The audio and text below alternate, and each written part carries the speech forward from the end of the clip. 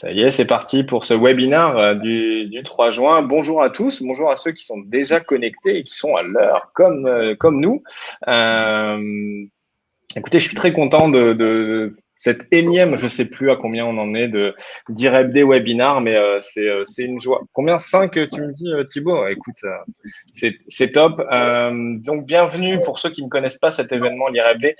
Et comme je l'ai dit à Coralie, Céline et Célia, je ne serai pas poli. Je vais commencer par me présenter moi, mais ça, c'est normal. Voilà, c'est comme ça. J'ai décidé de le faire comme ça, mais elles ne m'en voudront pas. Donc, en fait, je suis Christophe Thiel, le gérant de la société Blueboat. Blueboat, on est une entreprise qui est spécialisée pour vous faire gagner de l'argent durablement grâce au web. Donc ça, c'est notre métier. Mais on a un autre... est-ce que vous pouvez juste éteindre vos micros, s'il vous plaît? Merci. On a un autre événement que on a lancé un événement en 2011 maintenant, ça fait 10 ans, qui s'appelle l'IREBD. Vous voyez derrière, j'ai une belle affiche. Et cet IREBD, normalement, a lieu en présentiel tous les ans au mois de septembre, octobre. Et comme vous vous doutez bien, on ne peut pas le faire cette année. Donc, on a décidé de ne pas faire 12 participants en une journée, donc en présentiel, mais par contre, nous allons faire 12 webinars sur l'année. Et donc là, effectivement, nous sommes au 5e webinar. Et en fait, Thibaut, tu as raison, c'est 5. Pourquoi? Parce qu'il y a un élément simple, puisque c'est un par mois. Et donc, c'est celui du mois de mai. Même si nous sommes au mois de juin, nous avons été obligés de décaler celui du mois de mai.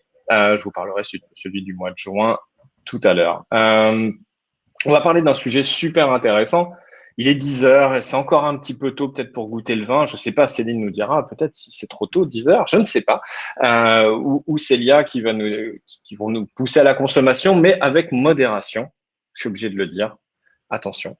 Mais le webinaire, vous pouvez le consommer autant que vous voulez puisqu'il y aura le replay après. Donc, je vais citer déjà Coralie. Elle se présentera après, vous allez voir, nous avons des pointures ce matin, qui est intervenue dans Forbes et qui nous parle de l'onotourisme. Alors, pour les participants, pardon, vous pouvez poser des questions. Pour ceux qui sont les moins habitués, vous pouvez poser des questions dans le chat ou dans la petite barre que vous avez à droite qui s'appelle questions. C'est assez simple. Et Thibaut vous reprendra ces questions et les posera à nos participants. Donc oui, pardon, le no-tourisme. Donc on va parler de comment le digital peut faire pétiller le no-tourisme. On va expliquer ce que c'est que le no-tourisme, mais je vais vous donner quelques chiffres qui sont intéressants et que Coralie a cité dans Forbes. 10 000 caves no-touristiques, 31 sites musées thématiques qui sont liés au vin et qui ont accueilli, alors on a les chiffres de 2016, alors peut-être Coralie pourra nous dire si on les a de manière plus récente, ces chiffres, on est à 10 millions de nos touristes en 2016. Donc, j'imagine que ça a dû augmenter depuis. C'est une activité qui, en termes de dépenses, représente 5,2 milliards d'euros. Donc, on n'est pas en train de parler d'un micro-sujet. C'est vraiment très important. Alors, moi, j'ai regardé, alors, vous le savez, l'IREBD est en Alsace. Les personnes qui interviennent aujourd'hui sont en Alsace. Donc, j'ai regardé le classement. On est obligé. Donc, nous ne sommes pas premiers au niveau de l'Alsace. Les premiers, bravo à eux, c'est Bordeaux au niveau de l'onotourisme, avec 18% par rapport aux répartitions de parts de marché. Il y a la Champagne qui est ensuite, l'Alsace, voilà.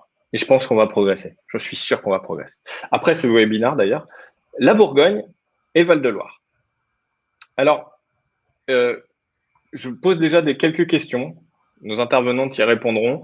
En fait, on nous dit, dans un des articles, j'ai vu qu'on parlait d'un record en 2020 sur le fait de rester. Comme on est resté en France, on a peut-être plus consommé de l'onotourisme sur cette période. Et même certains disaient qu'on avait redécouvert l'or qu'on avait sous nos pieds en France.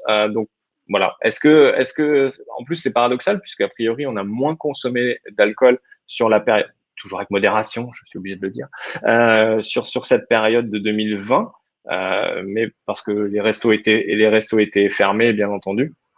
Est-ce qu'effectivement, on a eu ce record? Est-ce qu'on a senti que le no-tourisme était poussé pendant cette période estivale 2020? Est-ce que ce sera la même chose cette année? Le no-tourisme aussi, a priori, cible les millennials qui seraient plus adeptes de ce concept. ou est-ce qu'on voudrait plutôt que ce soit eux qui soient les porteurs de ce concept? Et alors moi, le no-tourisme, je vous demande à toutes les trois, pour moi, j'ai l'impression dans ce que j'ai lu, c'est consommer moins, mais mieux. C'est-à-dire qu'en fait, on veut bien consommer du vin, on veut déguster du vin, mais par contre, on veut le faire dans un cadre sympa, dans les vignes, on veut le faire dans un château, on veut le faire dans une cave qui est très sympa, ou avec sur des espaces avec des vignes à perte de vue. Voilà. J'ai l'impression que c'est ça le no-tourisme. Vous me direz si je me trompe. Parce qu'en fait, petite anecdote, j'ai cherché sur le no-tourisme, je me suis un petit peu renseigné, et le seul truc, enfin, il y a un truc que j'ai vu, pardon, qui pour moi est peut-être caricatural, c'est le bus à l'anglaise avec les personnes qui sont dessus et qui se promènent dans les vignes. Moi, j'ai l'impression que c'est pas ça le no-tourisme, mais vous allez me dire tout ça.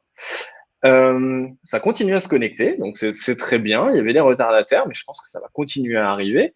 Donc on en arrive à la présentation. Donc pour rappel, on est là pour 1 heure ensemble, un peu moins d'1 heure. Et je vais laisser la parole à nos intervenantes. Et je remercie déjà d'être avec nous ce matin. Je vais commencer par Coralie.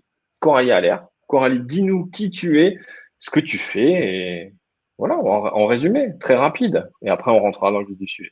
Oui, très bien. Merci Christophe, merci pour cette introduction. Bonjour à tous.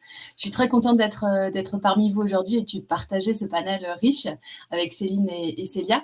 Alors, je suis originaire de la ville de Ricfir, en plein cœur de la route des vins d'Alsace. Mes parents étaient restaurateurs et j'ai grandi avec des oncles et tantes viticulteurs sur Mittelbier. Donc voilà, vous l'avez compris, je suis tombée dedans quand j'étais petite et ça m'a suivie. Donc, j'ai eu la chance de finir mes études de commerce en Australie. Après, j'ai vécu en Provence, dans le sud de la France, où j'ai travaillé pour l'interprofession des vins de Provence. Et j'ai mené ma thèse en même temps. Et puis, depuis maintenant 7 ans, j'ai rejoint l'école de management de Strasbourg, l'université de Strasbourg, en tant que responsable de formation, donc au niveau master, en commerce du vin et management du tourisme et de l'œnotourisme. Et j'ai également créé une chaire, donc j'en parlerai un petit peu plus tard, autour donc des thématiques du vin et du tourisme. Voilà, ça date de 2017. Ok, très bien, merci. Je vais passer la parole à Céline Metz, qui va nous expliquer qui elle est. Bonjour à tous. Alors, moi, je suis vigneronne au domaine Hubert-Metz. Après une carrière un petit peu atypique, parce que j'ai commencé dans les métiers de la communication. J'ai fini consultante dans des gros projets d'intranet à Paris pour revenir en Alsace en 2013. Donc, j'ai repris officiellement le domaine en 2016. Je m'occupe plus particulièrement de toute la partie vinification, toute la commercialisation, développement de l'export qui est au démarrage, l'accueil client, le no-tourisme, enfin un petit peu tout. Il y a juste la partie vigne où je n'arrive pas à y aller puisque par manque de temps, mais on a une équipe qui gère ça très bien. Donc, je suis aussi une ancienne, entre autres, de l'EM Strasbourg, ce qui m'a aussi emmenée, comme Coralie, en Australie pour 1 an d'études. Je travaille en Corse. Enfin, voilà, un petit parcours pas forcément logique. Je suis aussi membre des Divines d'Alsace. Donc, ça, c'est l'association des femmes vigneronnes et femmes du monde du vin, parce qu'il n'y a pas que des vigneronnes en Alsace. Donc, on est une 60aine. Coralie en fait partie depuis peu, d'ailleurs. Qui est vraiment un réseau aussi hyper intéressant, un réseau d'entraide, de partage, d'échange de connaissances, etc. Voilà. Bon, est-ce qu'il est trop tôt pour déguster du vin? 10h10, non, ça peut bientôt commencer. Moi, je dis toujours, une des heures qu'on aime bien en dégustation, c'est 11h. Ça va être à peu près juste à l'heure de la fin. Très bien. Parce que votre palais est loin du café du matin et du dentifrice, qui sont absolument 2 ennemis de la dégustation. D'accord. Il y a 3 choses, le dentifrice, le pastis et le café, qui ont vraiment des impacts très longue durée sur le palais. Okay. Et à 11h, on est un petit peu en appétence avant l'heure de midi. On n'est pas plombé non plus par le repas de midi, ou en après-midi, on a plutôt envie de choses un peu plus douces, alors que voilà. Okay. Moi, 11h, c'est bien. Bon, ouais, on terminera à 11h pour que tout le monde puisse commencer à déguster du vin. Alors, nous, on va prêcher pour notre paroisse, le vin blanc d'Alsace, hein, bien entendu, qui peut être rouge aussi de temps en temps. Hein. Voilà. C'est ça. Mais on n'est pas là pour parler du vin en lui-même, mais plus de l'œnotourisme, effectivement. Et nous avons aussi une représentante d'une belle maison, Célia. Alors, Célia. Alors, bonjour à tous. Alors, bon, moi, j'ai de l'eau dans mon verre pour l'instant, donc on va attendre 11 heures, hein, ce que Céline nous a recommandé. Je suis plutôt d'accord. Donc, moi, je suis assistante marketing chez Bestheim depuis maintenant 2 ans. Je suis aussi issue de la formation dispensée de l'EM, le master du vin et du tourisme. Donc, Bestheim, c'est une cave coopérative alsacienne qui réunit près de 400 familles de viticulteurs qui cultivent les vignes sur à peu près 1400 hectares du nord au sud de l'Alsace. Donc, au sein de l'organisation, je m'occupe plus particulièrement de la stratégie marketing, du développement de nouveaux produits, de tout ce qui est stratégie digitale, les réseaux sociaux, le site internet, et bien évidemment de l'œnotourisme. C'est pourquoi je suis devant vous aujourd'hui. Okay, super. Et il y a Thibaut que vous apercevez également, Thibaut qui travaille chez Blueboat et qui va aujourd'hui prendre vos questions. Alors j'ai déjà des questions qui sont arrivées. Coralie, je te laisse noter parce que c'était un chiffre que j'ai cité, que tu avais donné dans Forbes. Sur les 5,2 milliards de revenus, on me demande quelle est la répartition entre les produits et les services. Donc, il faudra peut-être regarder si tu peux répondre à cette question. Et il y avait une autre question qui était sur les millennials. Les millennials, c'est les personnes, j'ai peur de dire une bêtise, mais c'est les personnes qui sont nées après 2000. Donc voilà, qui sont plutôt jeunes. On est tous jeunes, hein, voilà, mais on a plus d'expérience en tant que jeunes. Voilà, c'est la seule différence. On va commencer, avant d'arriver dans la définition, moi je voudrais vous poser une question à toutes les trois et peut-être plus particulièrement à Célia et Céline. Comment vous avez vécu cette période? Parce que tout à l'heure on parlait de 2020 qui a été très bonne pour l'œnotourisme, mais par contre globalement sur 2020, est-ce que au niveau business ça a été comment cette traversée du Covid et en espérant qu'on l'ait derrière nous maintenant, comment vous avez vécu cette période et vos marques? Célia, pardon, je ne vais pas donner. Et ben nous, en fait, chez Bestheim, on a 3 boutiques. Et c'est vrai qu'on a observé une forte réduction de la fréquentation dans nos 3 boutiques, surtout celle de Benvir, qui est située sur la route des vins d'Alsace. Donc c'est vrai que habituellement, il y a tous les touristes qui viennent nous rendre visite. Et là, malheureusement, on en a eu beaucoup moins. Donc c'est le cas aussi pour notre boutique de Kaisersberg, qui est vraiment Kaisersberg, c'est le village le plus touristique, c'est un des villages les plus touristiques en Alsace. Et donc là, on a été obligé de fermer notre boutique pendant plusieurs mois. Notre 3e boutique à Westalten, qui est un peu plus située au sud de l'Alsace, là, ça allait un peu mieux parce que notre clientèle est locale. Donc, on continuait à vendre un peu plus nos vins et créments d'Alsace. Mais globalement, sur les 3 boutiques, c'est vrai qu'on a eu quand même un fort impact au niveau des ventes. Donc, pour pallier un peu à ça, on a mis en place un service de drive, notamment pendant les 2 premiers confinements. Donc, les gens pouvaient réserver sur le site internet ou directement en appelant en boutique et puis venir chercher leurs vins et créments dans les caveaux en respect des gestes barrières, évidemment. Donc, ça permettait vraiment de rassurer nos clients. Et au sein de l'entreprise même, on n'a pas eu d'arrêt de la production. On a continué d'accueillir du public. On a réduit nos horaires d'ouverture de nos boutiques, mais on n'a jamais voulu céder à la panique. En fait, on a continué d'assurer un service minimum pour nos clients. Ok. Céline, pareil ou comment ça, tu as ressenti l'activité? Alors, nous, on n'a pas de boutique. On est vraiment alors, le domaine, on est situé à Blinchwiller, qui est un tout petit village, mais avec une forte proportion de vignerons au mètre carré, parce que sur 300 habitants, on est une trentaine. On est encore une vingtaine à faire de la bouteille. Et pour arriver chez nous, en fait, vous traversez la cour d'un autre vigneron. Donc, c'est déjà, on ne travaille pas forcément avec le touriste. La même typologie de touristes que ceux qui font la route des vins. Donc, eux, ils viennent vraiment pour une expérience de dégustation dans la cave, pour la visite chez le vigneron.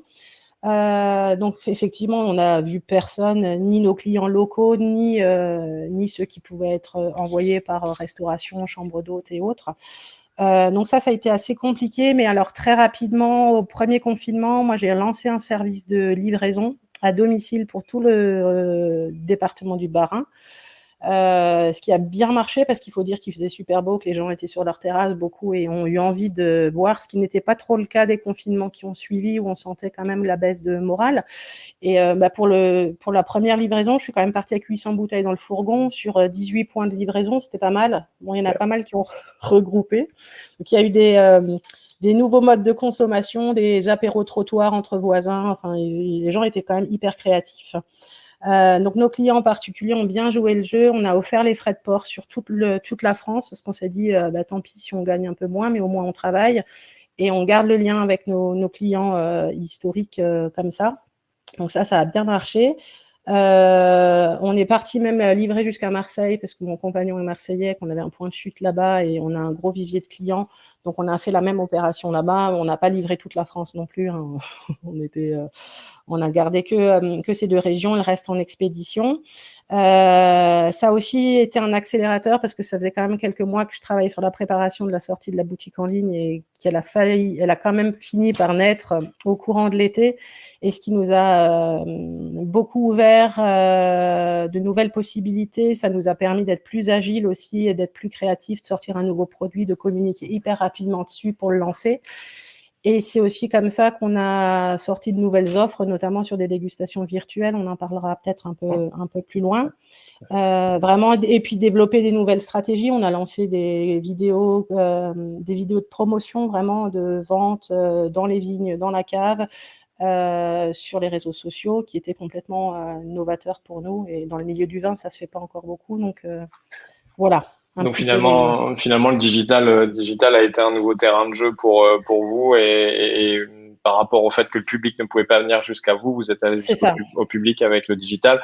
Je pense que Best-Time, connaissant un petit peu le projet, vous avez peut-être renforcé un petit peu sur certains éléments, mais donc, dans ce qu'on a pu voir dans les précédents webinars sur l'IRFD, j'ai l'impression que justement c'est ça, c'est-à-dire qu'en fait on l'avait vu avec les musées et Europa Park, musée de la Cité du Train, pardon, et Europa Park le mois dernier. On s'est rendu compte qu'il y avait peut-être de nouveaux modes de communication qui avaient été adoptés ou renforcés, et ce qui permettait à ce moment-là de compenser la non-venue du public sur cette période. On va rentrer dans le vif du sujet tout de suite avec Coralie. J'ai envie de te donner la parole pour que tu nous dises c'est quoi le no-tourisme, parce qu'on en parle depuis un quart d'heure. C'est quoi le no-tourisme? Est-ce que c'est être sur un bus à l'anglaise et se promener dans les vignes en dégustant du vin? Est-ce que c'est ça ou pas du tout? Alors, le no-tourisme, c'est beaucoup de choses. Donc, bien sûr, la première chose, c'est la dégustation de vin. Mais ce n'est pas que ça. Et ça fait partie, par exemple, l'initiative dont tu parles, hein, c'est Alcatour qui a lancé ça au niveau régional, ce bus à impérial où on peut monter, descendre et faire le tour de la route des vins. C'est aussi, en fait, le no-tourisme. Donc, le no-tourisme n'implique pas que la dégustation de vin, mais elle impacte également la découverte des beaux paysages, la découverte d'une destination. Ça, c'est très important. Les séjours immersifs, hein, les gens viennent dans notre région justement pas que pour déguster notre vin, mais c'est pour rencontrer les locaux, rencontrer les vignerons, avoir une expérience de notre gastronomie. Donc le no-tourisme, c'est tout ça, c'est pas que le produit vin. Et d'ailleurs, donc au sein de la chaire, je reprends juste une étude qu'on avait faite en 2018 sur justement l'expérience no-touristique en Alsace. Donc le vin n'arrive pas en premier comme motivation en fait d'accès et de choix des visiteurs. C'est en premier l'authenticité des villages et la beauté en fait des paysages qui sont proposés en Alsace. Voilà. On devrait être premier, alors dans ce cas-là, on devrait être premier par rapport aux autres régions. Enfin, je veux dire, soyons chauvins. En effet, c'est vrai. On devrait. Mais voilà, toute l'importance maintenant, c'est de savoir communiquer là-dessus, c'est pas seulement de savoir être, mais c'est de le faire savoir. Et ça, c'est le nerf de la guerre, en fait, je pense, au niveau de l'Alsace. Et alors là, je reboucle simplement sur une des missions de la chaire, hein, c'était aussi une des vocations, un des objectifs que je voulais, en fait, pour le no-tourisme, c'était justement d'avoir une coopération entre des entreprises du monde viticole, du monde du tourisme et du no-tourisme qui rentreraient en partenariat avec donc des universitaires pour justement un petit peu plus promouvoir en fait cette notion de no-tourisme et valoriser à travers des conférences ou encore des bonnes pratiques identifiées dans différents domaines. Et après, bien sûr, monter des formations autour de ça. Donc ça, c'est un petit peu le nerf de la guerre de la chaire de l'EM Strasbourg. Et toi, au niveau de l'œnotourisme, tu vois, comme tu disais que tu es né, tu es tombé dedans quand tu étais toute petite. Est-ce que le no-tourisme, parce que j'ai l'impression dans ce qu'on dit, les visites de cave et les dégustations, enfin ces éléments-là, et après d'aller manger dans un restaurant ou avant, peu importe, mais en tout cas, tout ça, ça existe depuis des années. Est-ce que ce terme no-tourisme et cet élément de no-tourisme, il se renforce depuis combien d'années? Alors, c'est difficile de chiffrer. En fait, ce qu'on peut dire, c'est qu'il y a une structuration qui se met en place, une structuration d'une nouvelle filière économique autour de l'œnotourisme, et c'est porté par Atout France au niveau national. Hein. Donc, à l'époque, c'était le Conseil supérieur de l'œnotourisme, présidé par Hervé Novelli. Maintenant, ça s'est transformé en un cluster œnotouristique. Donc, ça, c'est hyper important. Il y a un certain nombre d'assises qui se sont mis en place autour de l'œnotourisme au niveau régional, que ce soit en Alsace, en Champagne, par exemple, mais aussi en 2018, on a eu des assises nationales de l'œnotourisme organisé par Atout France.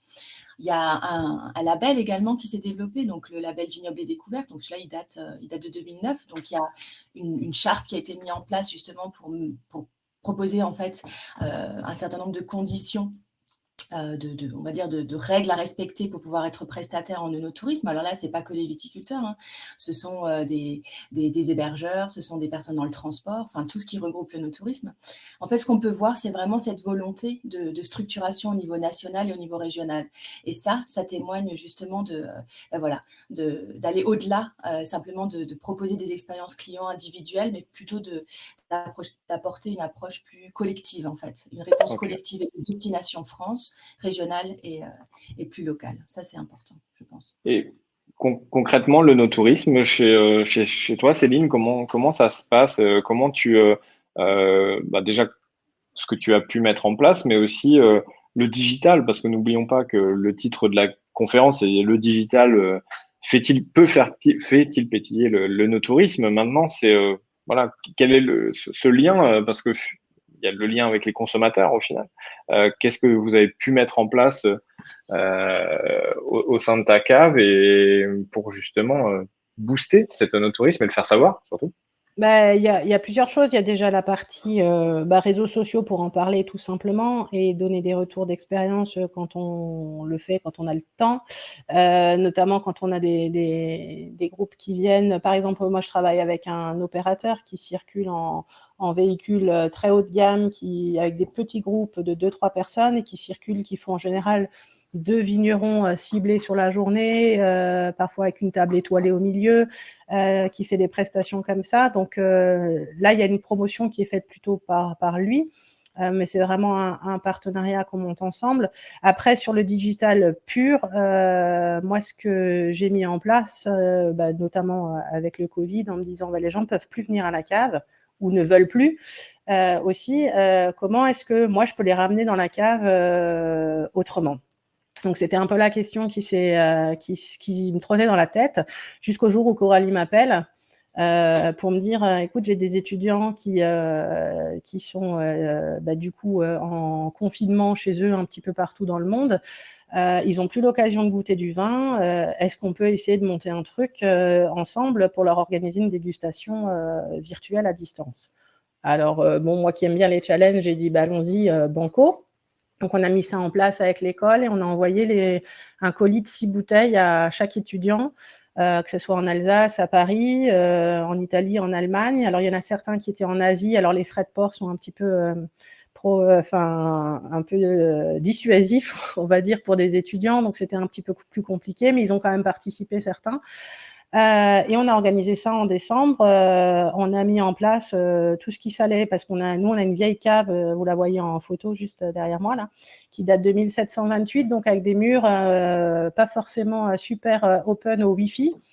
Donc avec tous les répéteurs possibles, déplacer les box, enfin voilà, tirer des câbles. On a mis en place un système aussi pour éclairer la cave, parce que là, elle est éclairée sur la photo, elle est un petit peu retravaillée, mais quand on rentre dedans, c'est quand même un poil plus sombre. Et nous, c'est ici, vraiment, dans ce lieu qu'on fait les dégustations avec notre clientèle. Donc, c'était vraiment là que je voulais emmener les étudiants et je voulais pas les emmener tout simplement au bureau. J'aurais voulu le faire aujourd'hui aussi, mais la dernière expérience a eu beaucoup de coupures, donc je me suis dit on va pas tenter le diable aujourd'hui. Et du coup, on a organisé cette dégustation. Coralie est venue directement dans la cave. Donc, ce qui était quand même plus sympathique d'être à deux que d'être tout seul devant l'écran, parce que c'est quand même un peu bizarre parfois. Et on a fait cette dégustation sur pratiquement 1h30, 2 heures, hein, si ma mémoire est bonne. Donc, c'était vraiment une première pour moi, pour les étudiants, pour Coralie. Et on va dire que le contact a vite pris dans le groupe. Bon, c'est un groupe qui se connaît, donc ça permet aussi l'échange. Et on a vraiment fait cette dégustation de manière très conviviale, mais finalement très professionnelle aussi.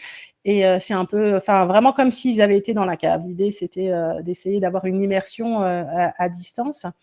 Et suite à ça, je me suis dit, mais alors on l'a fait pour ce groupe-là, mais pourquoi pas le proposer à tout le monde? Donc j'ai monté une offre, alors une première offre pour les particuliers, donc qui permet à tout un chacun de choisir un coffret. Alors j'ai mis 3 coffrets en place sur 3 bouteilles, hein, pour que fasse quelque chose de plus light, parce que les gens ne vont pas ouvrir 6 bouteilles à l'heure de l'apéro non plus. Surtout quand on est confiné à 2-4 maxi à la maison.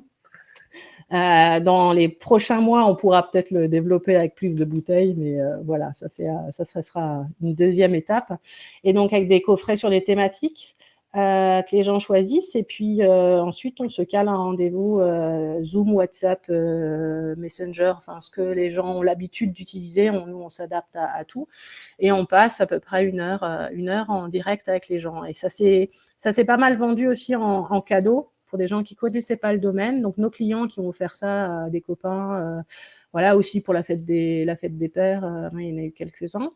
Donc, ça, donc il y a un coffret classique pour les novices à l'Alsace, il y a un coffret plutôt grand cru, et il y a un coffret surprise de la vigneronne. Donc, ça, c'est selon mon humeur, ce que j'ai envie de... pour dire aussi aux gens, laissez-vous un peu surprendre, et de ne pas toujours tout prévoir. C'est aussi ce qui se passe quand on est en dégustation, c'est que moi, souvent, les gens me disent « Ah ben, j'aime pas du tout ce genre de vin », et puis je leur en mets en milieu, et puis finalement, ils adhèrent. Donc, ça, c'est un peu... j'aime bien un peu jouer avec les gens. Et après, j'ai fait une deuxième offre qui est plutôt professionnelle. Donc là, on l'a fait il y a pas plus tard qu'il y a 8 jours, pour une société qui travaille d'ailleurs dans les nouvelles technologies, donc c'était assez drôle, et qui a fait leur after-work œnologique après à 18h, parce qu'ils n'ont plus l'occasion de se voir. Ils sont tous en télétravail entre la France et l'Allemagne. Et on a fait ça de manière très sympa, par pratiquement 1h30 de discussion, d'échange, de présentation du domaine, de qui on est, ce qu'on fait, et des vins, quoi. Voilà. Ça, c'est vraiment des nouvelles offres. Avant de passer justement à Célia, mais Céline, par rapport à ce que tu dis là, c'est quelque chose qui a été mis en place. C'était une opportunité, ou en tout cas une contrainte liée au Covid, et donc c'est devenu une opportunité. Est-ce que c'est quelque chose que tu vas continuer? Est-ce que tu penses que tu vas continuer cette offre? Oui. Alors, ben justement, parce que sur des structures qui n'ont pas forcément les moyens, les budgets de venir jusqu'en Alsace, par exemple, pour une entreprise qui veut faire un afterwork un petit peu différent, ça a été quelque chose de vraiment super sympa. Et je me dis, en cadeau, c'est vraiment chouette aussi. Ça n'empêche pas plus tard d'avoir envie de venir. En fait, l'idée, c'est de proposer une première expérience pour ensuite que les gens viennent. Et on l'a eu avec les étudiants du groupe de Coralie qui sont venus pas plus tard qu'avant-hier. Il y en a 4 qui sont venus à la cave et qui me disent « Ah, enfin, on la voit en vrai. » Donc, on a dégusté toute une gamme de vins. Et ben, c'est ça qu'on attend aussi, c'est qu'il y a la partie digitale qui permet de remplacer un peu l'expérience, mais le but du jeu final, c'est quand même qu'ils viennent ici, quoi. Qu'on retrouve du vrai lien. Le digital est un outil, en fait, pour les faire venir et pour garder ce lien avec les consommateurs, et puis en trouver des nouveaux, parce que le but aussi, le Covid nous a fermé toutes les portes de tous les salons, etc. Donc, c'était aussi un moyen de recrutement de nouveaux clients. Les clients habituels, on les garde, et ils sont plutôt fidèles, mais c'est la partie recrutement qui est plus délicate, quoi. Okay. J'ai une question très pratico-pratique, Céline. Comment, donc justement, tu proposes des coffrets de dégustation avec la dégustation à distance. Comment est-ce que tu les commercialises? Comment, aujourd'hui, je voudrais acheter un coffret comme ça de dégustation ou offrir, je fais comment? Il suffit d'aller sur notre boutique. Il y a une catégorisation des produits, et il y a les fabuleux coffrets. Donc, les fabuleux coffrets, il y a une partie coffret classique. Je veux offrir un cadeau. C'est ce que j'ai monté pour Noël au départ, et que finalement j'ai gardé à l'année. Il faut juste que je change encore le visuel, qui est peut-être encore un peu fin d'année, mais bon, voilà, le temps m'a un peu manqué. Et là-dedans, j'ai proposé ces 3 coffrets. Donc, pour l'instant, j'en propose 3. Après, si les gens n'arrivent pas à trouver leur bonheur là-dedans, le but du jeu de la surprise de la vigneronne, c'est aussi d'avoir quelque chose une offre un peu plus souple. Voilà, donc c'est pas dit que j'en rajoute pas d'autres d'ici là, mais pour l'instant avec 3, ça c'est déjà un premier début. Mais c'est tout en ligne sur la boutique. Ça peut se faire par téléphone, par mail aussi. Enfin après, ceux qui sont pas forcés. J'ai encore quelques clients qui veulent pas passer par la boutique, donc qui passent en direct. Ça arrive. Mais la boutique, elle était déjà en place avant. Tu l'as mise en place quand, la boutique en ligne? Alors, ça fait 5 ans que je voulais la faire, pour être honnête, et que ça fait 5 ans que je traîne la patte parce que c'est moi qui m'en occupe, que je voulais avoir la main dessus et que les nuits sont souvent un peu trop courtes pour ce genre de projet, et que c'est toujours remis à d'autres choses parce qu'il y a toujours d'autres urgences, et que je commençais à travailler vraiment dessus en fin d'année dernière, et à travailler les contenus en tout début d'année, là, janvier-février. Et en fait, quand le Covid est arrivé, ça a été un accélérateur en disant, bon, de toute façon, là, maintenant, tout est prêt. Tout est prêt. J'avais une solution qui était enfin facile à mettre en place très rapidement. Et voilà. Donc, le fait d'avoir travaillé dessus avant a été un gros plus, parce que je n'ai pas commencé à dépatouiller en disant je vais où, je fais comment. Voilà, donc tout était déjà dans les tuyaux, et ça a juste permis d'accélérer les choses, quoi. Célia, du coup, toi, au niveau de Bestheim, qu'est-ce qui a été mis en place justement pour garder ce lien avec les consommateurs et via le digital? Oui, au niveau du digital, c'est vrai que comme tout le monde, on communique beaucoup sur les réseaux sociaux. C'est important de publier régulièrement, de partager nos activités, nos actualités, et puis également de montrer nos offres, en fait, de partager nos offres à nos clients qui sont sur les réseaux sociaux, car la majorité actuellement, ils utilisent les réseaux sociaux, que ce soit Facebook ou Instagram. Donc, c'est vraiment un canal qui est assez important pour nous. On envoie aussi des offres via nos newsletters. En fait, chaque mois, on envoie une newsletter qui va être personnalisée avec nos actualités, nos offres no touristiques, nos offres sur le web. Et c'est vrai qu'on va communiquer à nos différents clients, parce qu'on a des clients locaux qui vont venir régulièrement à la boutique, une clientèle qui est plus touristique, française, internationale, qui va venir plus ponctuellement, et encore, on a aussi des clients web. Donc, c'est vrai que sur ces 3 différents types de clients, on va communiquer différemment. On va leur partager les différentes offres qu'on a, qui ne seront pas les mêmes pour un groupe de clients qu'un autre. C'est vrai que la clientèle locale, ils auront plus tendance à pouvoir venir plus facilement dans nos boutiques, et donc réserver des activités, en profiter. La clientèle touristique, ça va être quelque chose qui va être à prévoir à l'avance, à réserver. Donc, pour réserver toutes nos offres nos touristiques, on est passé par un site, je ne sais pas si vous connaissez, il y a Bonjour Alsace, qui est un site alsacien qui a ouvert. À la base, ils avaient une carte de dégustation, une carte où ils recensaient toutes leurs activités no touristiques de l'Alsace. Et donc, ils ont fait cette version digitale, un peu à la manière de TripAdvisor, où ils ont fait un site internet pour recenser toutes les activités à faire en Alsace. Et donc, du coup, nous, on a participé et on a mis nos offres sur leur site. Donc, du coup, c'est possible de réserver sur le site de Bonjour Alsace nos offres. Donc, c'est vraiment le digital, ça nous a permis de faciliter la relation avec le client. Pour nous, c'était plus facile de communiquer, de maintenir une relation via le digital, et pour eux, le client, c'est vrai que c'est plus facile de réserver, de voir la visibilité de l'information est vraiment facilitée pour les clients via le digital, et puis réserver les offres, et également payer par le web. Tout ça, le digital, c'est vraiment un facilitateur pour les clients. Et au niveau de l'onotourisme, du coup, quels sont ce qui est mis en place par Bestheim? Alors, il y a peut-être plein de projets, mais on va parler de ceux dont on peut parler sûrement. Oui, c'est ça, voilà. Donc, en fait, nous, on avait une problématique à la cave, c'est qu'on ne faisait pas de visite. On ne faisait pas de visite de cave. On avait chaque année de nombreuses sollicitations de nos clients particuliers, des clients professionnels, des comités d'entreprise. Et malheureusement, nous, on n'était pas en mesure de proposer cette visite à des personnes externes.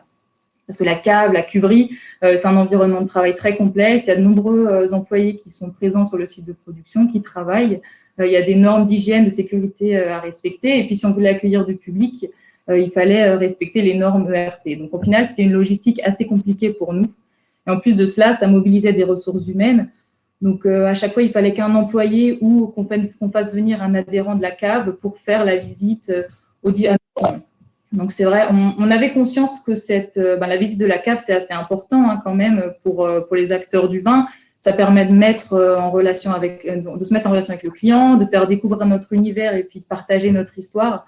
Donc, on a vraiment cherché, dès le confinement, en fait, on a cherché à faire visiter notre cave sans la faire réellement visiter.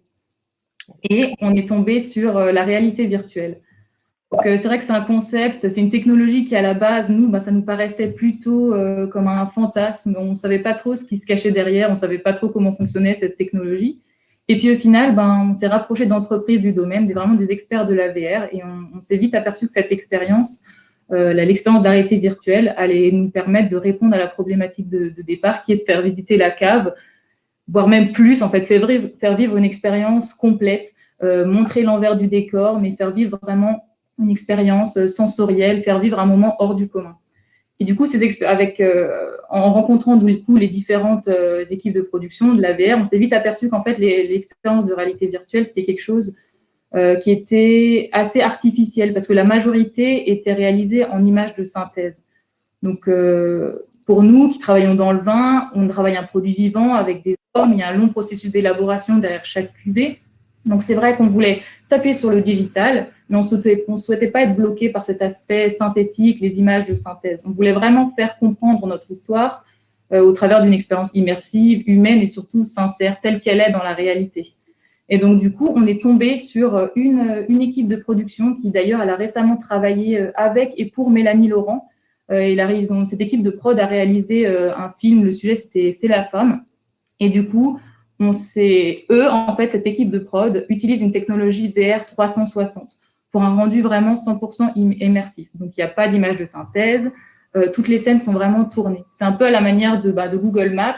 Quand vous tapez votre adresse, vous avez le petit outil Street View qui fait que vous vous retrouvez dans la rue et puis vous pouvez regarder 360 autour de vous et vous êtes vraiment comme si vous étiez dans la rue.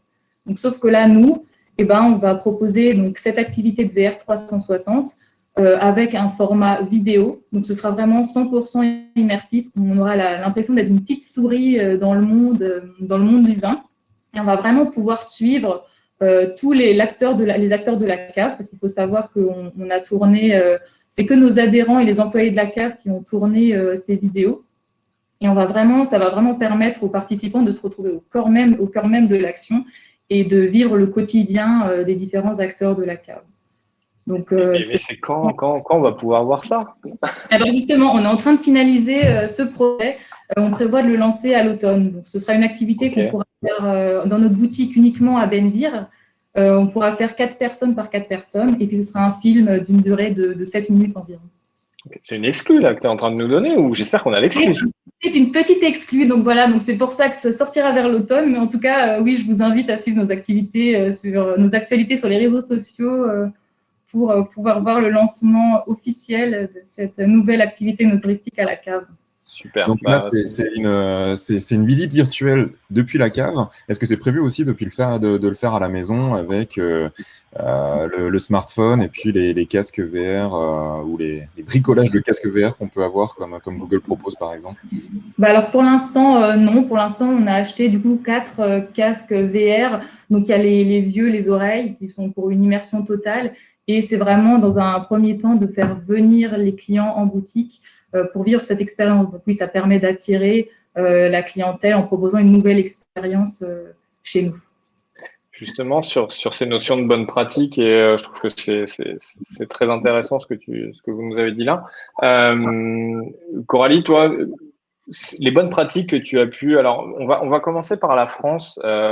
Les bonnes pratiques que tu as pu identifier en œnotourisme. Je l'avais dit que j'y arriverais pas à un moment, donc je bafouille. L'œnotourisme, quelles sont les bonnes pratiques que tu as pu identifier en France? Et peut-être après, on regardera pour l'étranger. Oui. Ça peut être… Alors, j'aimerais juste réagir par rapport à ce qui a été dit juste avant de passer sur ces bonnes pratiques. On avait fait une étude au niveau de la chaire en 2017, justement sur l'usage des nouvelles technologies au niveau de la filière des vins d'Alsace, et notamment en fait des sites internet. On s'est rendu compte, c'était en 2017, qu'il y avait encore à l'époque 7% des vignerons indépendants qui n'avaient pas de site internet. Donc, c'était impressionnant au niveau des résultats. Et après, plus récemment, en fait, on a conduit une autre étude. Donc là, c'était avant Covid, 2019 toujours. Donc sur 175 entreprises viticoles en Alsace et 205 en Provence, avec ma collègue Daria Plotkina qui est collectée aujourd'hui aussi. Et on s'est rendu compte que moins de 30% des entreprises proposaient à l'époque une fonction de réservation d'une visite de cave sur leur site internet. Et on voit, alors là on le voit par le témoignage de Céline et de Célia, qu'il y a eu une accélération de la digitalisation du monde vitivinicole. On l'observe dans les pratiques, que ce soit dans les petits domaines, donc les vignerons indépendants, ou alors dans les plus grands domaines en coopérative, mais c'est vraiment une tendance générale. Donc là on reconduit l'étude pour voir un petit peu quels sont quel virage numérique a été pris. En fait, ce qu'on peut dire, c'est vraiment que c'est une obligation maintenant, on ne peut plus faire autrement.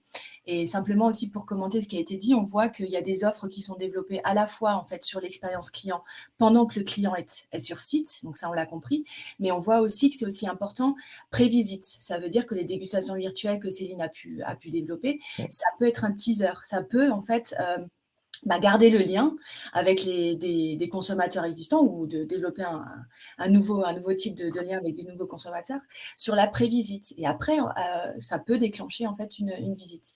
Après, il faut penser à la post-visite. Donc, c'est tout le parcours client, donc pré, pendant et après.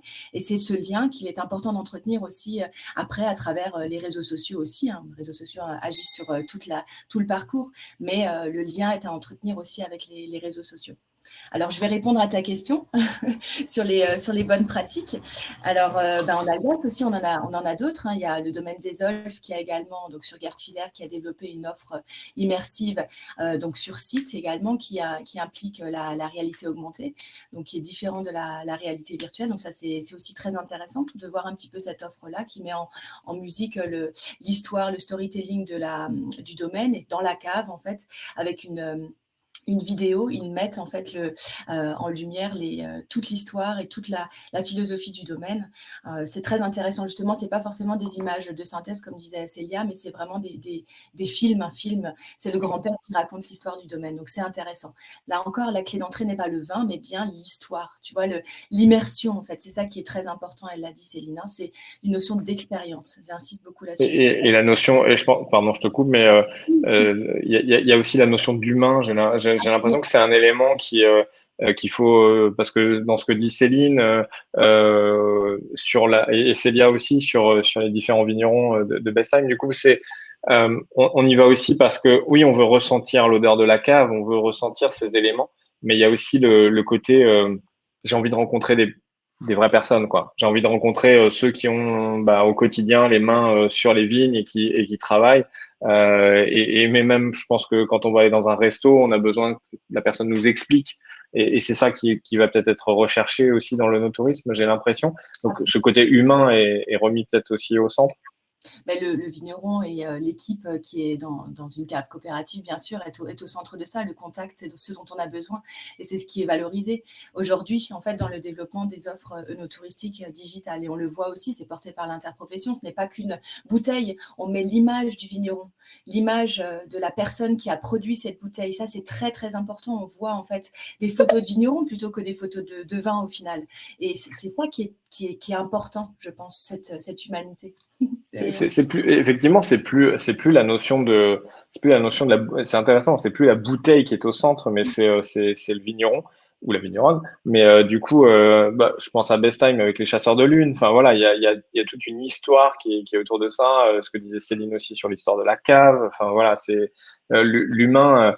C'est peut-être un des enseignements qu'on peut avoir aussi au niveau du digital sur ces derniers mois et voir ces dernières années, c'est que l'humain revient au centre. Et tant mieux parce que c'est plus des produits ou des services, ce sont vraiment des personnes qui sont mises en avant. Ne l'oubliez pas, enfin pour ceux qui nous écoutent sur le webinar, c'est cet élément-là que vous devez aussi vous demander, est-ce que vous le mettez assez en avant dans vos… Alors, vous n'êtes pas forcément dans le vin, mais dans d'autres domaines aussi. C'est est-ce que l'humain est remis au centre. Voilà, tout simplement. Pardon. Je peux juste rebondir sur ce que Oui, disait Coralie. Elle parlait notamment des restaurateurs qui sont notre clientèle aussi, professionnelle. Et c'est aussi là où c'est intéressant, c'est que le restaurateur, il fait le lien avec nous. Et quand il nous connaît personnellement et qu'il est venu à la cave, parce qu'il y a aussi l'accueil professionnel qui est important. Et nous, on en a profité un petit peu pendant la période du Covid avec les restos fermés qui n'ont jamais le temps de venir nous voir. Et on a invité nos clients justement, donc tout le monde n'a pas réussi à venir, mais certains sont venus, on a fait dégustation, on est parti dans les vignes, parce que nous, on restait quand même ouverts, il faut le dire, il faut le préciser, même si les gens ne le savaient pas forcément toujours. On a bricolé dans le respect des mesures sanitaires, etc., des petites bouchées pour pouvoir déguster aussi et manger en même temps, parce que c'est forcément des dégustations qui durent beaucoup plus longtemps, parce qu'on fait vraiment le tour global. Et eux vont être notre relais aussi en termes de nos tourismes. Et ils ont aussi une histoire à raconter différente quand ils vont servir notre vin avec un plat. Ils vont en parler complètement différemment une fois qu'ils seront venus. Et ça aussi, c'est hyper important. Et dans la sphère de l'onotourisme, c'est aussi des acteurs qui sont hyper importants. Et c'est là aussi que l'humain joue énormément. C'est là où le parcours client, on parlait du parcours client, mais il y a aussi le parcours du visiteur qui finalement, dans l'onotourisme, va passer sur tous ces passages obligés, entre guillemets. C'est je fais une dégustation, je vais peut-être aller manger, je referai peut-être une dégustation derrière. Il faut qu'il y ait une continuité. Si derrière, je sais qu'on peut faire, ça s'appelle les gyropodes, je crois, où on peut se promener dans les vignes. Voilà, c'est des éléments et là, je pense que c'est une filière pour le coup, effectivement, qui est complète, Coralie, peut-être d'autres exemples que tu as pu identifier à l'étranger ou ailleurs en France, parce qu'effectivement, on parle beaucoup d'Alsace. Non, alors simplement sur la Champagne, j'ai eu la possibilité de participer à un hackathon. Donc, qu'est-ce que c'est qu'un hackathon? C'est un marathon d'intelligence collective. Vulgairement dit, ça veut dire qu'on passe entre 48 et 54 heures avec les mêmes personnes. On travaille sur des défis et on essaye à la fin d'un week-end de sortir en fait des projets qui peuvent être financés. Et ça a été développé en fait et porté par la FDSEA 51 et voilà d'autres collectivités en Champagne. Et donc, il y a eu 2 projets innovants qui ont été primés et j'aimerais bien partager avec vous. Donc, le premier, c'est Viti Trésor. C'est porté par Arbre et Paysages en Champagne. Et l'idée, c'est de mettre en place un jeu sur smartphone où l'on cultive la vigne donc en permaculture, tout ce qui est agroforesterie, vitiforesterie, justement pour lancer en fait l'œnotourisme. Et c'est plus un œnotourisme responsable. Ça veut dire que sur le jeu, on a un vignoble qui n'est pas en bon état.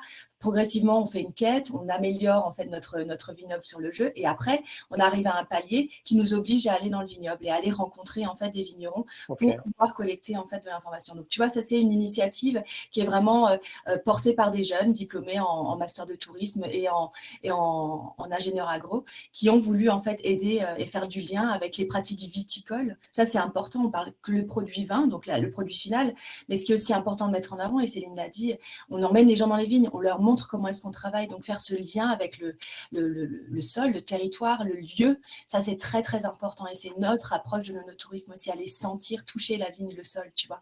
Donc ça, mais pardon, je te coupe, mais je trouve qu'il est très intéressant dans ce qu'on dit depuis le début, c'est parce que là on parle beaucoup de vin, mais je pense qu'on peut aussi regarder dans d'autres domaines, l'industrie, dans ces éléments-là, je pense que ça c'est important parce que d'aller et pas que pour les grosses industries, je parle aussi des petites industries, d'aller voir quelqu'un et s'il peut nous accueillir pour aller voir, je sais pas, quelque chose dans l'acier ou quelque chose dans le plastique, peu importe, mais on va pouvoir voir différemment le produit et le métier. Enfin voilà, je fais court, mais c'est peut-être des choses à transposer. Pardon.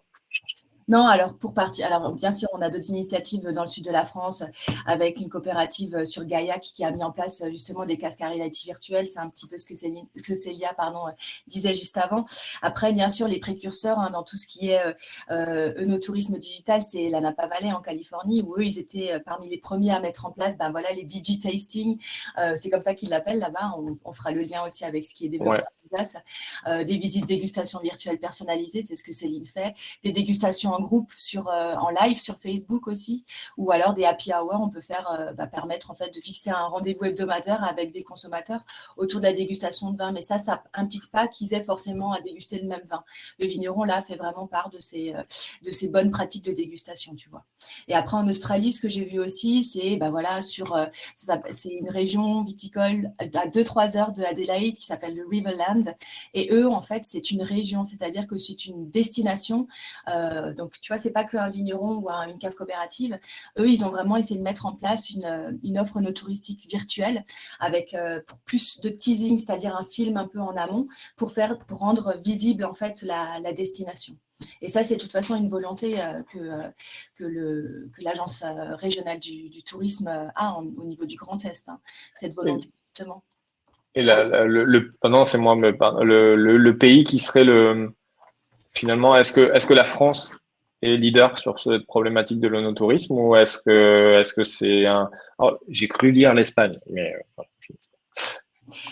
Alors, leader, ça dépend en termes de quoi. Je pense qu'on a une très belle offre en Alsace, dans toutes les régions viticoles. Il faut le faire savoir. C'est toujours pareil. Je pense que c'est comme le vin, on a du très bon vin, mais voilà, je me pose quelquefois la question si on n'en est pas suffisamment fier. Mais voilà, on a une approche marketing à adopter. C'est important justement de marketer cette offre-là, que ce soit l'offre produit ou l'offre de service autour de nos tourismes. Tu vois. Donc, je pense c'est leader en devenir. En tout cas, pour la France, l'Espagne, oui, bien sûr, ça a toujours été un peu un pays précurseur. D'ailleurs, il lance une initiative qui s'appelle Global Wine Tourism Organization. C'est une organisation internationale autour de la promotion de l'onotourisme global. Donc, voilà, différents pays en font partie, on en fait partie. Donc, mais ils sont précurseurs par rapport à ça, absolument. Et alors, je suis désolé, le temps court, on n'aura pas le temps d'aborder tout ce qu'on a dit, mais je voulais, alors n'hésitez pas à poser des questions dans le chat. Célia, déjà, tu peux préparer pour la foire au vin d'Alsace les casques de VR, parce que il y a Benoît qui nous demande s'ils seront présents à la foire au vin d'Alsace. Voilà, juste pour que tu saches. Tu notes. En fait, on en a parlé. Il y a une belle initiative qui est en cours, si je ne me trompe pas. Et c'est là où normalement je fais ma deuxième fois où je vais buter sur le mot. Alsace Digitesting, je l'ai bien dit. Vous pouvez aller voir, c'est sur millésime-alsace.com. Peut-être, je sais que Célia et Céline, vous êtes tous les deux partenaires de cet Alsace Digitesting. Céline, est-ce que tu peux nous en parler rapidement? C'est une initiative, je crois, du CIVA, si je ne me trompe pas, ou je dis une bêtise? Oui, c'est le CIVA, donc l'interprofession des vins d'Alsace qui organise. Je crois qu'il y a quelqu'un dans les participants, j'ai vu un nom passer. Oui. Alors, on n'est pas partenaire, on est exposant, ce qui est un petit peu différent. Donc, parce que Explique-nous le concept. Alors, Millésime Alsace était à la base un salon physique qui se tenait historiquement à Colmar depuis quelques années, qui avait lieu tous les 2 ans et qui devait avoir lieu l'année dernière, déplacé cette fois-ci à Strasbourg avec une belle énergie qui a été coupée, ça a été coupé court par notre compagnon Covid. Et du coup, l'interprofession a pas mal réfléchi et a fait un super boulot pour monter un nouveau projet qui s'appelle donc le Alsace Digitesting et qui est un salon pro pour le coup, uniquement, donc qui est ouvert aux professionnels du monde entier. La répartition, si je crois, enfin, j'ai pas les chiffres exacts, mais d'après ce que le CIVA communiquait, c'était 2 tiers d'export et 1 tiers de France. Donc ils ont mis en place une offre qui permettait aux vignerons en fait de toujours garder justement ce fameux lien qui est là pour le coup pas un lien d'expérience mais plutôt un lien commercial avec les importateurs, de pouvoir en trouver des nouveaux aussi et de permettre à ces professionnels de déguster, de découvrir des nouveaux vignerons comme quand vous êtes en salon. Et donc, ils ont monté une grosse plateforme, si vous voulez, où les professionnels pouvaient s'inscrire, sont accrédités ensuite par le CIVA et peuvent commander donc des coffrets de dégustation auprès des exposants vignerons, donc des petits domaines comme des grosses structures. Et donc, les professionnels ont pu commander donc soit 4 coffrets en reçoivent un 5e en découverte, sur le même principe que quand vous êtes en salon, vous prenez les rendez-vous avec les exposants qui vous intéressent, et puis sur la dernière heure, vous traînez un peu dans les allées, et puis vous regardez ce qui se passe, et le but du jeu, c'était de proposer aussi cette découverte tout en étant à distance, ou alors de commander 8 coffrets, vous en receviez 10, donc avec 2 coffrets découverts. Donc les coffrets, j'ai le nôtre sous la main, ça se présente comme ça. Donc c'est très bien, c'est vraiment super bien présenté. Donc c'est un petit peu déchiré parce qu'on l'a ouvert, parce qu'on a fait un test aussi de dégustation. Donc ils ont en fait retransféré nos vins qu'on avait goûtés individuellement et les ont reconditionnés dans les petites mignonnettes qu'on connaît plus facilement avec du schnapps dedans. Donc c'est une distillerie qui a travaillé sur le process, et donc ils ont reconditionné les différents échantillons. Donc on avait le droit de présenter 4 vins pour la dégustation. Donc, on ne peut pas présenter de crément, bien sûr, parce que le procédé œnologique ne le permet pas. Mais voilà, ça permet ça. Et donc le salon virtuel a lieu la semaine prochaine, du 7 au 9. Et donc, les professionnels, soit ils ont déjà dégusté, et soit ils vont déguster en live avec les vignerons, ça c'est leur choix. Et ça aura lieu la semaine prochaine du 7 au 9. Donc, il y a des prises de rendez-vous en ligne. Donc, ils ont monté la plateforme. Donc, les rendez-vous sont pris. On a un petit bouton pour lancer la vidéo sur les rendez-vous d'un quart d'heure ou une demi-heure avec tous les pros. Donc, ça a été vraiment une super initiative montée par l'Interpro et qui permet de continuer à essayer de vendre du vin à l'export, sachant que les frontières sont un petit peu difficiles à traverser. Selon les endroits, c'est pire ou pas. Voilà. On peut toujours commander. Là, l'event est en ce moment. Est-ce qu'on peut encore commander? Non, les vins sont déjà partis. Les professionnels les ont reçus, mais les gens peuvent encore s'inscrire pour un simple rendez-vous qui permet toujours, au pire, d'envoyer des échantillons derrière. Chaque vigneron peut faire. Mais effectivement, les gens peuvent toujours continuer à s'inscrire, à prendre rendez-vous, même s'ils ont loupé le coche du coffret. Mais c'est ouvert qu'aux pros, par contre. Ok. Voilà. Et donc, juste, il y a une question. Alors, c'est bien, je vais te poser la question et puis Coralie également, si vous pouvez y répondre. Il y a une question de Louise qui est assez intéressante, je vais la reprendre. C'est comment organiser une activité œnotouristique réellement rentable? La question de la rentabilité sur l'œnotourisme, parce que on voit sur Bestheim, vous allez lancer quelque chose qui est avec de la VR, donc c'est un investissement très clairement. Il y a la vidéo, il y a pas mal de choses.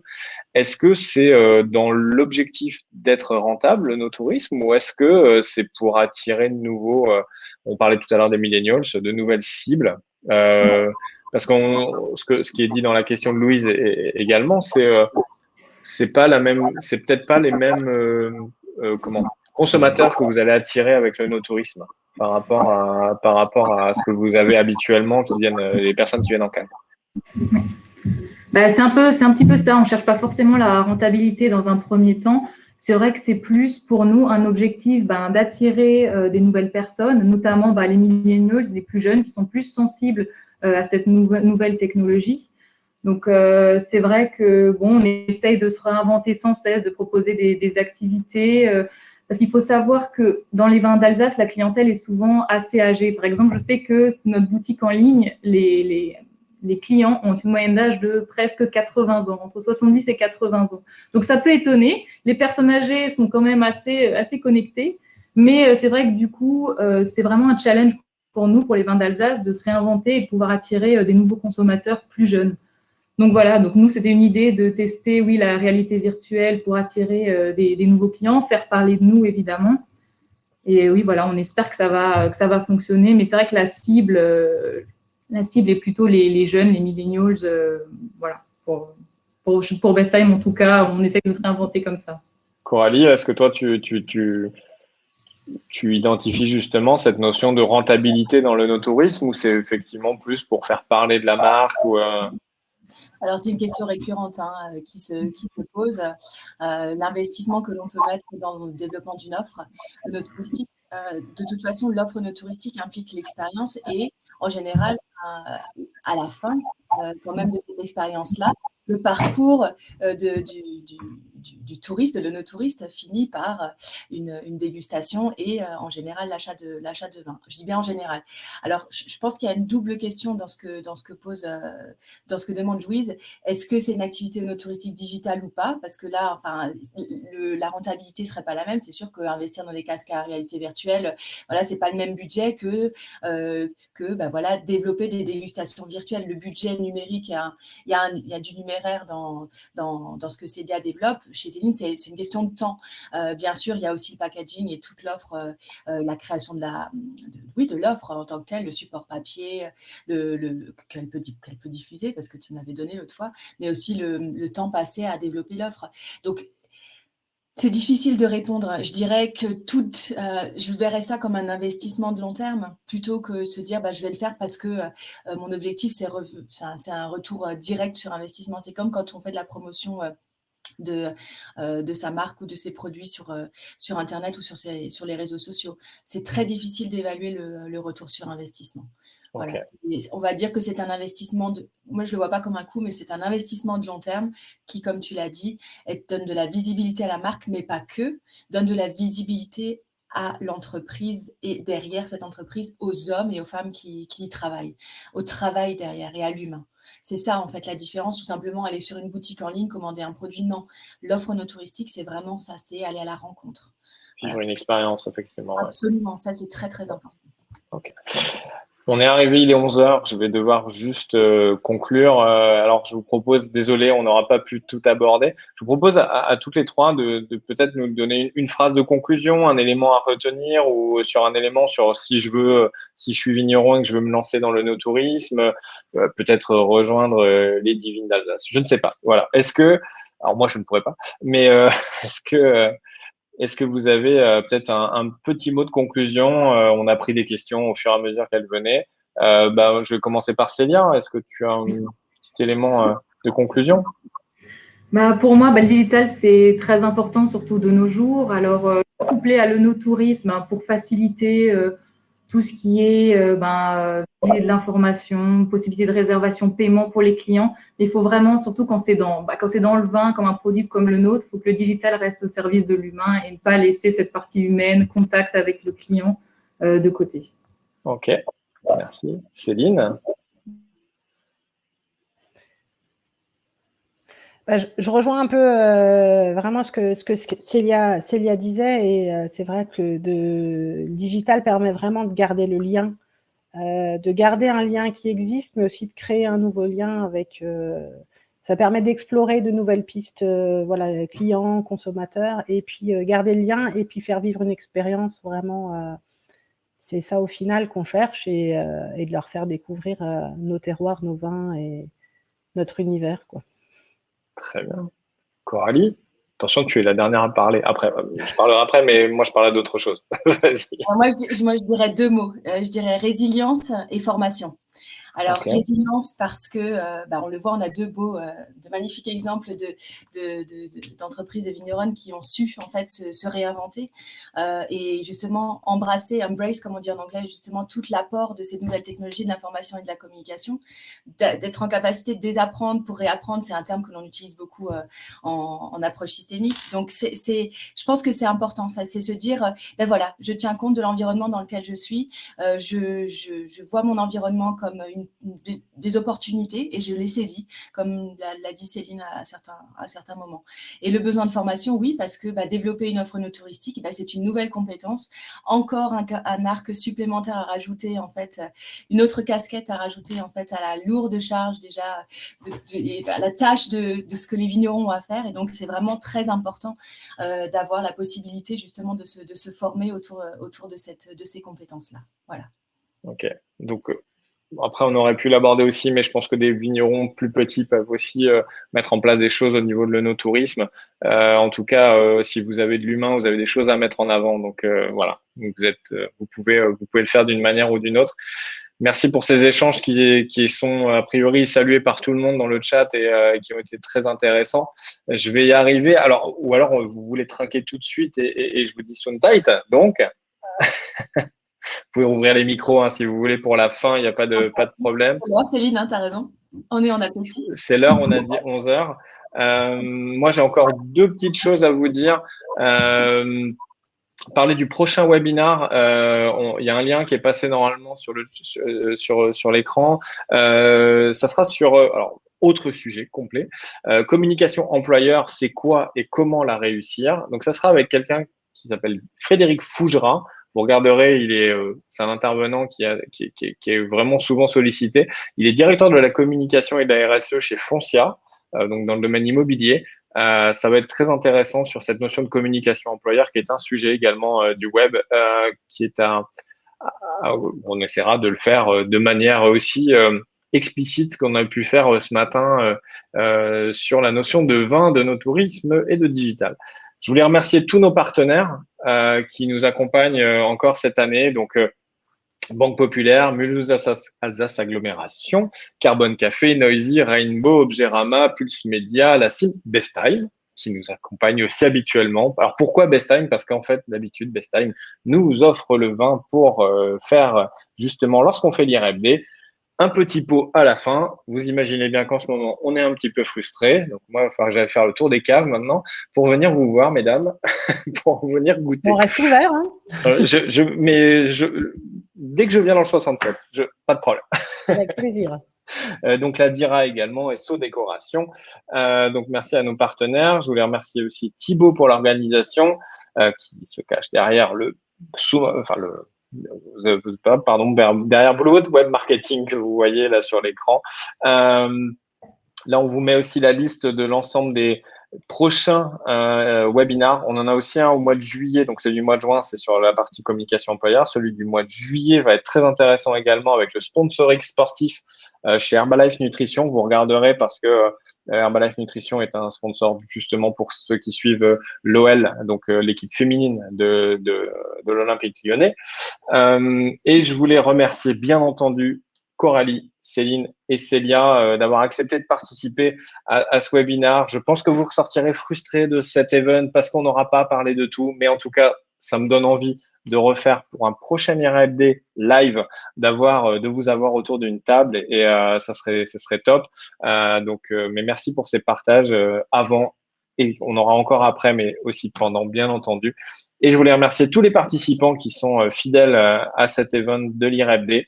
Je vous remercie. Je vous dis, alors pas au mois prochain, mais à ce mois, mais au prochain webinar. Donc, pour rappel, ça sera je n'ai plus la date, Thibaut, aide-moi, je ne vois plus. Hop, je raffiche, ça sera le 24 juin, pardon. C'est le 24 juin, donc dans 3 semaines.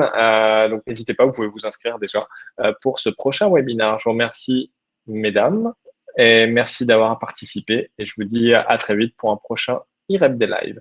Et on se retrouve pour les participantes. On avait un petit lien dans le mail. On se retrouve pour débriefer. Voilà. Parce que, comme ça, vous savez tout pour les participants. À très vite. Merci à tous. Bonne journée. Au revoir.